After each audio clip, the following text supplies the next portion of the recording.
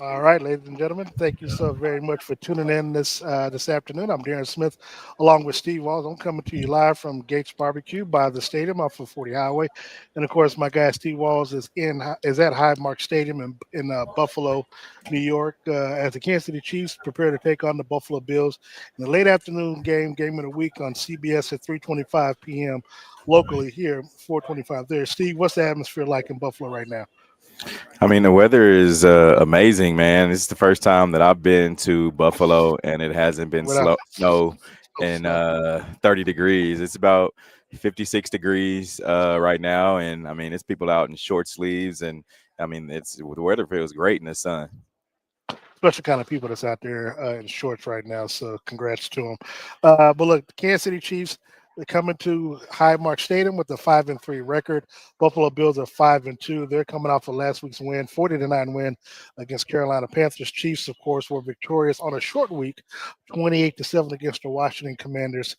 Steve, this could be a big opportunity for Kansas City to make up some ground in the AFC West. Currently, the Denver Broncos are trailing the Houston Texans at the moment. Of course, it's going back and forth between the Chargers and their opponents of the Tennessee Titans right now, but they're up 10 in the middle of the fourth quarter, 27-17. If Kansas City can win this game, they'll move into actually they would move into a three-way tie with the Chargers if they hold on to their win, along with the Broncos losing thus far against the Texans. Your thoughts on how important this matchup is for Kansas City? I think every game is important, man, because you kind of early on in the season, you lost to the Chargers, and then Right. had a couple of other losses, especially to Philadelphia and teams like that. So I really believe that they understand this team. Talking the Chiefs understand the importance of not falling too far behind, and trying to make up ground when you can, especially if teams are going to let you back in it, because we know as we've seen in the past, you don't want to kind of wait and be like at the end of the season and be trying to see basically TV watch Yeah. and see what teams are going to do what. And it's kind of the Chiefs have been in the driver's seat these past few years, and I they know what it's like to go on the road and have to get to the Super Bowl that way. They know what it's like to be at Arrowhead the whole way out. So I think that they would much prefer to be at Arrowhead the whole way out. So winning it is basically top on their list. But the one thing to think about is, let's say you get the Baltimore Ravens who turn things around, right? And then Mhm. the Chiefs, how things play out, they end up being the fifth five seed. Then you have to go up to Baltimore for a wild card game. That I don't think that's something that the Chiefs would definitely want to do if the Ravens start turning things around. It's interesting. The Ravens on last Sunday went from 1-5 to today. They're now sitting at 3-5. Hmm. So it's a matter of just how things can turn around that this quickly in the NFL. Looking at this ball game, Steve, Buffalo.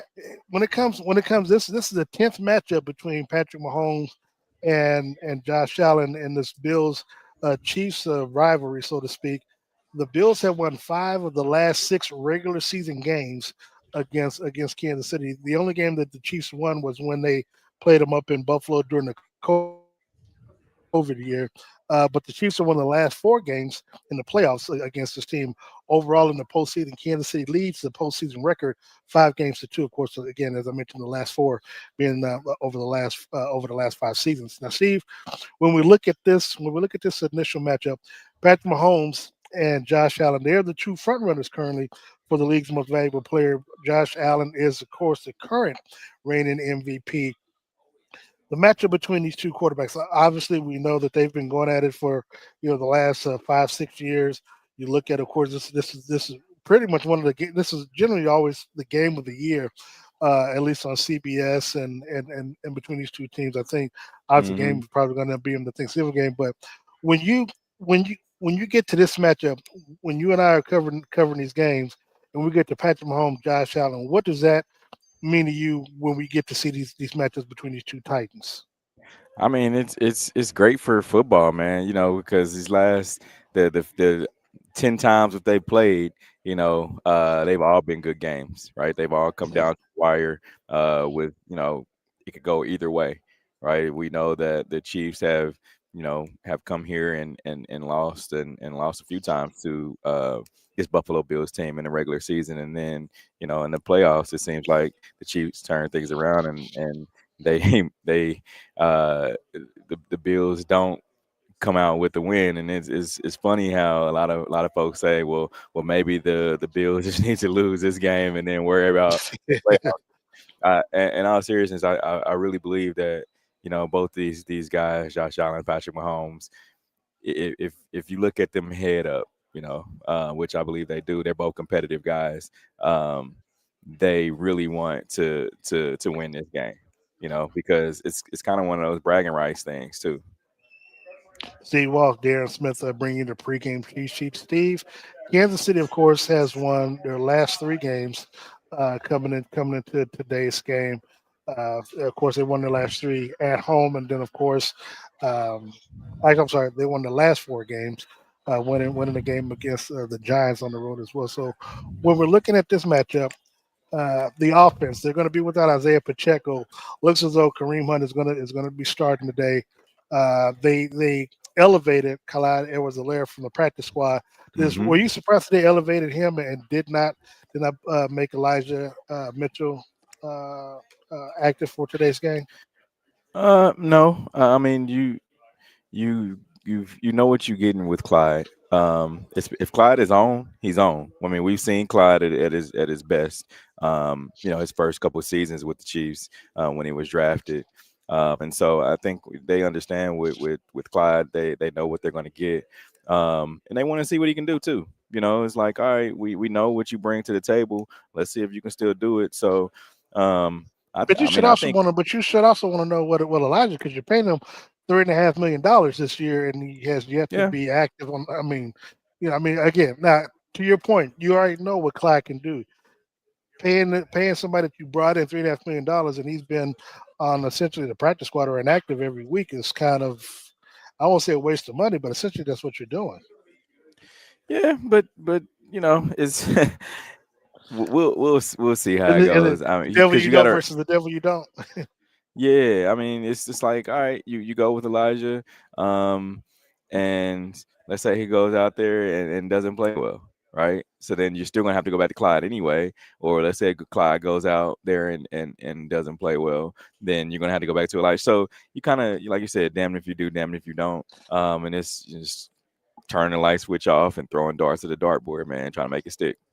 Well, I would say it's not a matter. I would say it's not really a matter of turning from one to the other. It's just that you just give more reps to Kareem Hunt or Brashard Smith. Yeah. Who I think we'll see a lot more in today's running and passing game, more or You less. gotta remember, Rashard Smith is still a rookie too, man. So like, it, we've seen where the lights can be too bright for young guys. I mean, we saw it with Pacheco. We saw it with Clyde. So we've seen these running backs come. I mean, Kareem too. So it hasn't happened to him yet. And I hope it doesn't. But we've seen where the lights can be too bright. Not too often I can get Steve off flustered like that when it Yeah. comes to these running backs. But talking about running backs, though, the Chiefs are going to have their hands full on defense, trying to stop and contain James Cook. James Cook, had a career high 216 yards, rushing yards on last week and a couple of Yeah. touchdowns. So he's number two right now when you look at the rushing. I think he's got like a little over 750 yards for rushing so far this season. What do you see on the defensive side for the Chiefs that they're going to need to do? Because we've talked about how they've done well so far this season, not allowing these running backs. You look at Derrick Henry and a lot of Hmm. these other running backs that the Chiefs have faced to not explode for a lot of yards and especially running for 100 yards. I mean, because we saw what they did to Detroit with their two-headed monster that they Yeah. kept them, from rushing under 100 yards as well. Yeah, it's gonna be a tough task. I would say for both parties. But the Chiefs have, I mean, they face some top, running backs. I mean, you talked about Derrick Henry. They face him. I mean, they faced some other guys. Philadelphia, running back, Yeah, and Saquon Barkley St. and Barkley, Dave you Montgomery. Yeah, you fake Montgomery, all those guys. So yeah, I don't yeah. think James Cook is any different, right? I think Spags and his formula, they're gonna pretty much do the same thing. And I said this, I think we talked about it earlier this week, where I feel like Spags is going to play the same defense that you play, when you're playing a Derrick Henry or a David Montgomery. So you've had 2 games. To understand, to be able to go back to. It's like, all right, well, this worked and this didn't work. And they haven't had a 100-yard rusher yet this season. So I, I think they'll be pretty. I think they'll be pretty fine. So let me ask you this, Steve. So when we're looking at this and looking at this matchup, one of the things that you know we look at every year, Kansas City pretty much has some beat when it comes to talent, overall Hmm. talent, roster, and stuff like that. But this game always seems to come down to the end to where it just seems like Buffalo is somehow a worse matchup for Kansas City. And I mean, but when we look at it, and we've seen it thus far this season, where we'll say on our respective shows on our pregame and red hour and stuff like that, where you look at Kansas City, well, when you look at Buffalo, the games that they played, the teams that they beat, not really any of them have a winning record, that we look at right now. And then on top of that, you look at their defense. Their defense giving up a lot of points. The 2 games that they lost against Atlanta, against the Patriots, you're like, left a lot to be desired. But it feels like even in this game, you need to stop Josh Allen. You need to stop James Cook. But it just seems like it's going to be somebody lurking in the background that might have a good game against Kansas City that we don't expect. Is that something that you think that they're prepared for, or do you think that they just feel like if we slow down James Cook, we can put more pressure on Josh Allen, and that'll be the ball game for us. Yeah, I think you cut the head out the snake. I think the head of the snake is Josh Allen. And if I'm Spags, I'm going to make Josh Allen beat me with his arm. I mean, That's what he did because last when you year, think, but and you his but you, legs. when you think about it, when the reason I say that is because James Cook has powered their offense these past few weeks. You look at a guy like Dalton Kincaid, Khalil Shakur, and then Keon Coleman. Keon Coleman hasn't done Hmm. much uh, this season. I mean, even Steve Smith That's true. talked Yeah. about him on his podcast. He's just a guy, called him a jag, and so. Um, if you have pros that are saying that he hasn't done much and they've played the game, at that position, I mean, I'm right there with him. I think I think that Keon Coleman hasn't shown much that he's going to be able to go out there and try to prove something today. Now I will say Dalton Kincaid has been an outlet for Josh Allen as well, but he hasn't been a killer. And so I think you just have to cut the head off the snake, man, and stop the rushing attack from Josh Allen and make Josh beat you with his arm. With Isaiah Pacheco out in this game, what are you expecting from Kareem? We know he's going to get the start. Do you expect a heavy workload in both the pass and the run game from Kareem? Yeah, you know what? Kareem said earlier this week that he's a lot more fresh than he was at this time last year. Because he Well, was but basically. that, yeah, I was going to say, so for people to know, he essentially was coming off the couch because the Chiefs acquired him Mhm. a few weeks after the season had already started after they lost Pacheco.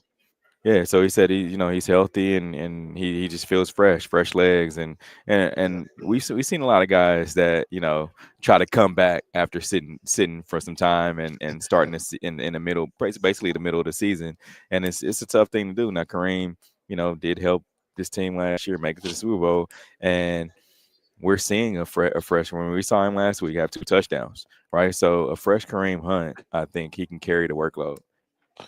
Looking at today's game, Travis Kelsey last week, Steve had 6 catches for 99 yards, a season high this far. What are you Couldn't get one expecting from? yard. That's crazy. I did. Not that we were assuming it was going to be for any petty purposes. We just thought he Yeah.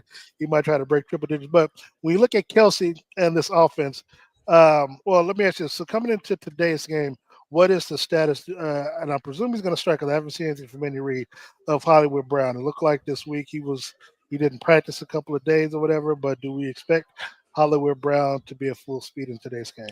Yeah, I expect Hollywood to go. I think he'll see some passes come his way. Last week, I'm a guy that kind of tries to read body language of guys in the locker room post game, and the body language that I saw from Hollywood Brown last week was, he just, to me, he wasn't happy, and I don't Mhm. know if it was, because of the interception that was thrown his way, or he just, wasn't getting his touches. Now we know that they've had the motto of EGE, everybody's got to eat, and Yeah. Andy Reid talks about, that they're all that ego has thrown out the window, right when they step into one arrowhead drive, and but I mean, you can still see some a guy's body language if he feels like he didn't have a good game. Um, Well, yeah, and I was gonna say when you see Mahomes 2 weeks ago pass the ball around to 9 different receivers, and then last week it was mhm. more like 6 or 7, where a lot of because again one of the casualties, as I mentioned to you before, with the return of Rasheed Rice has been Tyquan Thornton. Yeah, and I mean, I think he had maybe one catch last week, if at all, against the Commanders. So it's like his reps, his targets, his catches have gone down tremendously. And not to say that they were going to lean on him throughout the entire season, but during that absence of Rasheed Rice, we did see Tyquan kind of take that next step to be a receiver that Mahomes could depend on. And look, and I do believe he'll still be an asset. I don't see Kansas City trading him before the deadline on Tuesday. So I think he'll still stick around. What do you see from this offense in today's game with Mahomes and the wide receivers? Yeah, I think he's going to spread the ball around a lot. I think it's going to be kind of similar to what they did against Detroit offensively. Um, and you're going to see a lot of what they did as well against the Las Vegas Raiders as well. Just being able to spread the ball around, keep everybody happy. Um, Now I say that to say, if they're losing, it's one thing, but if they're winning, you're able to continue on and do what you've been doing. But I can say this, that these guys are, genuinely happy for one another when Yes. one guy gets the job done, right? Like, I mean, if it's Tyquan Thornton's day, then it's his day, and we haven't really seen, and this has been, with Andy Reid's tenure, we haven't seen a guy that would be upset, if another guy is going off. It's just that person's day, and I don't know if that's just preached, from Andy Reid, or if it's just something that has just developed throughout the team over time, with the leaders such as Travis Kelsey and Patrick Mahomes. Steve Walls and Darren Smith bringing you the pregame cheat sheet. Just a sworn update for everyone. It is a tie ball game out in Houston between the Broncos and the Texans. 15 all, 10 minutes left to go in the fourth quarter. Broncos driving now on 4th and 8 from their own 22. So it looks like they'll be looking to punt the ball away to Houston. The Chargers are still up 27-20 at the 2 minute mark. They have the ball. Looks like they have the ball 1st and 10. Tennessee 44-yard line with 2 minutes left to go on the ball game. So they may be able to hold on to a win. And of course, we'll see what happens in the final 10 minutes of the game between the Broncos as well as the Texans. Steve, let's look at the defense for Kansas City. Again, you mentioned Cook, you mentioned Khalil Shakir, and even Dalton Kincaid. But at times, it's all it always seems to be that one person that gives the team, that gives the players fits. And of course, on defense, a lot falls on the responsibility of Nick Bolton. I don't know if he has to be the one that has to kind of spy on Josh Allen, because Josh Allen will can beat the team with his legs, but as you said, he's going to be forced to try to beat him with his arm in today's game. Who is the and I'm kind of flipping this around. We'll get to X factor for the Chiefs, but who is the X factor that you feel the Bills offense that might give the Chiefs some problems or fits that they may not be prepared for today? I we it's always Josh Allen, man. And that's not going to change. I think Mhm. the Chiefs are prepared for him because they've seen him so much, and they've seen this team, and they played against this scheme. You talked about the 10 times they played against them, right? Yeah. So nothing has, to me, has changed. So you're going to get a heavy dose of Josh Allen. Sometimes I feel like that can be a hindrance because he wants to play Superman, especially against especially against the Chiefs and Patrick Mahomes. He wants to be that dude. But and I can't say that that's a bad thing. But sometimes I think that it can kind of skew the way the outcome of the game, if that Does that makes sense, surprise because he you? wants to do too much.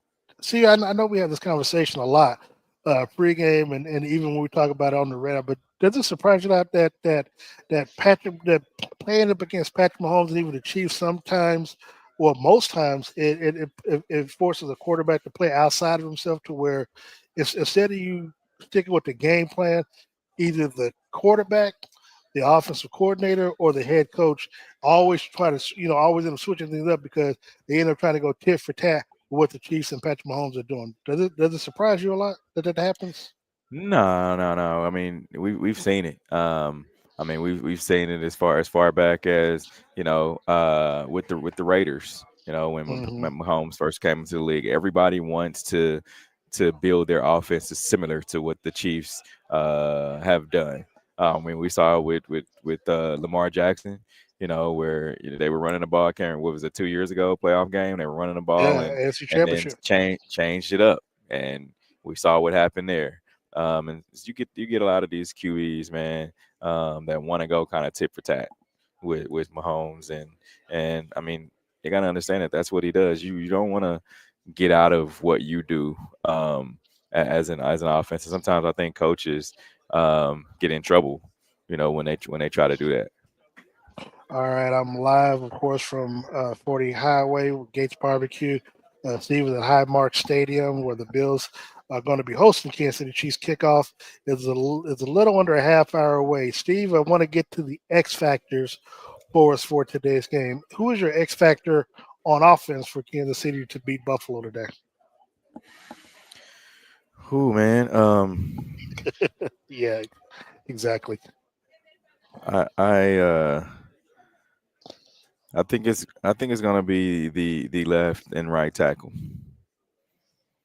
I think it's going to be I mean, we could just say I'm gonna just go with my X factor being the offensive line.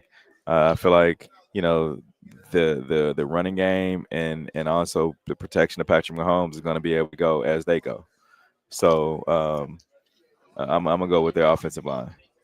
You know what? And that's actually a good point. One thing that we did that we kind of neglected to mention was that the defensive line for the Bills. And now, granted, this was last week and this was against the Carolina Panthers, but they had essentially four sacks. They had like the four sacks last week. Joey Bosa had his 75th career sack last week. Greg Russo had a sack and a forced fumble last week. AJ Espinosa had a sack and an interception last week, and Michael Hoyt, all defensive ends for the Bills had 1.5 sacks and a forced fumble last week as well. So to your point, it is going to be impaired on the offensive line and the running backs to avoid the pressure, protect Patrick Mahomes, and definitely protect the football. Yeah, I agree. I agree because we know what Joey Bosa can do, right? He's a game wrecker. And granted, this Chiefs team has seen one of those guys each week. Even going Yeah, back to the Raiders, Max Crosby. And I know Max Crosby left the game early, but still, they they Von they Miller plan last as if week. he's yeah they plan as if he's there. So you always get these game wreckers, and it's just basically how you manage them. Looking at so for me, my X factor. If I'm looking at this, I guess I could cheat and say Patrick Mahomes, but we always know he's always the next factor in this game. On offense, I'm gonna go with Rasheed Rice. I want to see. I think he's gonna be matched up against Christian Benford, who's probably their best defensive back. So but I want to see what he's gonna do to me with the step up of competition. And again, that's not to be anything. That's not to slight the Washington Commanders, but again, they weren't really playing up to their potential because they were without Jaden Daniels. I think you're kind of more reflection of your quarterback and the player, who's the biggest dog on the team. And so I want to see what he can do, and I want to see if he's up to that challenge, and if Patrick Mahomes is going to attack him a lot to see, I mean, he's pretty much been thrown the kitchen sink with what the Chiefs offense are trying to do for him, play wise. I mean, he's gotten all the he's gotten. I don't think he's on any pitch count. I don't think he was to even begin with when he got off suspension. So, I expect him to have a big game, and it's going to be incumbent upon him because I think as we've seen, as he goes, so goes the offense. The last 2 weeks, the offense has rushed for almost 100. They rushed for essentially 300 yards. The last 2 weeks, about 150 yards Mhm. piece.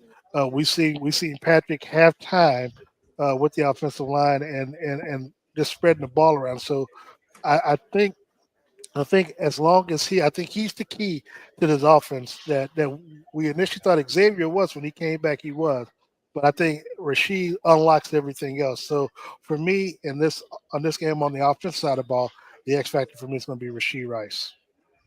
Mm, I like that. I'm gonna throw something to you real quick. I had a conversation with some guys from Toronto last night, Mhm. um, and wanted to see your thoughts on. They had a question: did I think that Xavier Worthy is a star? Is he a And I is he a star? Is I he think a is he one of the star, top wide yes. receivers in the league? Yeah. I'd star, yes. Superstar, not yet. I say that because he hasn't he hasn't really been put in a situation where he's had to be the superstar. So, last year, last year leading up to the Super Bowl, of course, a lot of pressure was on Travis Kelsey, and we saw the potential of what Xavier Worthy could be throughout the playoffs. But of course, in the Super Bowl, after the game was already, after the game was already done for Kansas City. So I would say yes, he's a star, but not a superstar yet. Okay. All right. We've got the X factor for you on defense. I'm gonna go with Chris Jones, man. He's been kind of quiet these past few weeks, man. That's gonna be my X factor for the defense. Defensively, man, I'm gonna go with Nick Bolton. Nick Okay. Bolton had a lot of problems last year against Josh Allen and that defense. So I'm gonna see whether or not all the film work that they've been able to get through. Listen, because I know they watched last year's game. I'm gonna go with Nick Bolton in this game to see if he can tidy up, his play from last season. Okay, I like that. I like that. I think because if he's out in coverage, we talk about it every week. If when he's out in coverage, it's That's gonna kind of be that's iffy. gonna be that and that's gonna leave Yeah. that middle wide open. Yeah. Okay. So we've got that, Steve. So before we get out of here, let's get your prediction for today's game. Man, I was thinking about this driving here. I think it's gonna be a close one. Um, 31-27, Chiefs. Okay, so you got the magic number 30 plus. Okay, I do think it's gonna. I do think it's gonna be more than 30 points for Kansas City to win this game. I just don't. I don't know. I just have. I trust the Chiefs' defense more than I trust Buffalo's offense. Matching up, and I think I think that they know that they can't. They can't afford a loss, but they also got to do some other things. So I got the Chiefs winning this game. See, before we get out of here, you want to thank anyone, your sponsors for today's game? Yep. Thank you to my friends at Dillard's for providing me with my game day look. Make sure you go out and talk to my guy Herman Brown at Dillard's on the Rosa. Also, my friends over at Riceman Nissan. Go out there and talk to them. Get you a ride. Let them hook you up. All right. I also want to thank Gates Barbecue as usual for the hospitality and always taking care of us, as well as Todd's Clothes and Taylor Suits and today's outfit. I'm KC. Steve, we'll be back post game, and of course tomorrow night on the Red Hour. Myself, Steve Walls, Sean Tyler, and DJ Q. Until then, go Chiefs. We out of here.